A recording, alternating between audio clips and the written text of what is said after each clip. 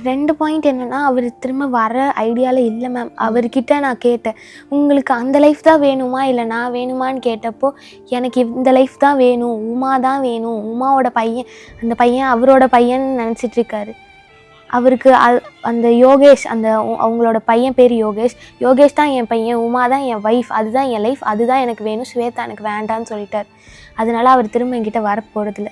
அப்படியே வந்தாலும் இத்தனை வருஷமா இவ்வளோ கஷ்டத்துலேயும் நான் இருந்து எவ்வளோ சப்போர்ட்டிவாக இருந்தேன். எங்கள் அம்மாவை விட்டுட்டு நான் போகிற ஐடியாலையும் இல்லை.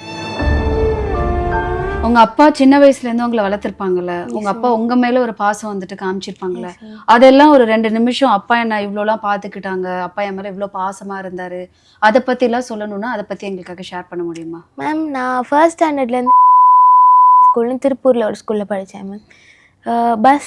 ஸ்கூல் பஸ்ஸில் தான் போவேன். லிட்ரலி என்ன ஆகுன்னா, நாங்கள் 2 பேரும் நைட்டு படம் பார்த்துட்டு தூங்கி எழுந்திரிச்சு காலையில் லேட்டாக எழுந்திரிப்போம். பஸ்ஸு மிஸ் பண்ணிடுவோம். பரவாயில்லன்னு சொல்லி எங்கள் டேடி பஸ் ஃபீஸும் நாங்கள் அகாடமிக்ஸ்க்கு பே பண்ணுவோம். ஆனால் அந்த பஸ்ஸை மிஸ் பண்ணிவிட்டு எங்கள் டேடி என்னை கொண்டு போய் ட்ராப் பண்ணுவார். லைக் அந்த மாதிரியான ஃபன் இருக்கும். திருப்பூரில் வந்து சாட்டர்டே நைட் ஃபுல்லாக ஒர்க் பண்ணுவாங்க. சாட்டர்டே நைட் ஃபுல்லாக ஒர்க் பண்ணிட்டு சண்டே வருவாங்க. அந்த சண்டே ஃபுல்லாகவே எங்களுக்கு ஃபுல்லாக ஜாலியாக இருக்கும்.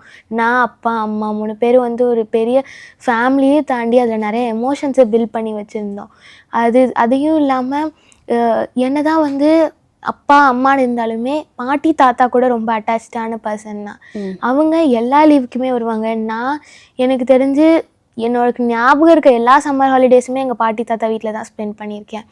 அண்ட் ஆல்சோ அப்பா வந்து லைக் அ ஃபேமிலி பர்சன். அவர் ரொம்ப அட்டாச்சாக எல்லாருக்கூடையுமே இருப்பார். அந்த மாதிரி ஒரு ரிலேஷன்ஷிப் எங்கள் எல்லாருக்கூடையுமே க்ரியேட் பண்ணது டேடி தான். அவரை இன்றைக்கி நினச்சி பார்த்தா கூட இப்போது இருக்க கஷ்டம்லாம் தாண்டி என்னோடய பழைய மெமரிஸை கிண்டில் பண்ணி பார்க்கும்போது டேடி வந்துடலாமே பேசாமல் நம்ம கூடயே அப்படின்னு கூட சில நேரம் தோணும் மேம். அவ்வளோ பாசமாக தான் இருந்திருக்காங்க. ஆமாம் ஆமாம், ஷோர். நான் எந்த தப்புமே பண்ணலை. நீங்கள் விட்டுட்டு போகிறத நான் டிசர்வ் பண்ணவே இல்லை. அட்லீஸ்ட் உங்களுக்கு அந்த மாதிரி ஒரு தாட் ப்ராசஸ் வந்து அதை நீங்கள் என்கிட்டயோ அம்மாக்கிட்டேயோ சொல்லியிருக்கலாமே. இது வந்து ஒரு பிரச்சனையாகவே மாறி இருக்காது. ஜஸ்ட் ஒரு நார்மல் டிஸ்கஷனாகவே போயிருக்குமே. ஏன் இப்படி பண்ணீங்க?